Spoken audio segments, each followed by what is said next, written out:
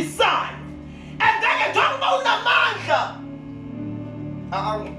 angikhulume le njengoba unamandla la mandla wakho ngelinye ilanga azoprovokeka and angazaprovoka uwe but aprovoke isimo sukungaphakathi kwaso. Ngiphinde la mandla onawo na ungafuna ukuwaprovoka wena siyazi isikhathi lana uzoprovokeka ngenkani. Na ungafuna ukusukuma siyazi isikhathi lana uzosukuma sowukhala inyembezi sowulimala empilweni usukume ngeforce.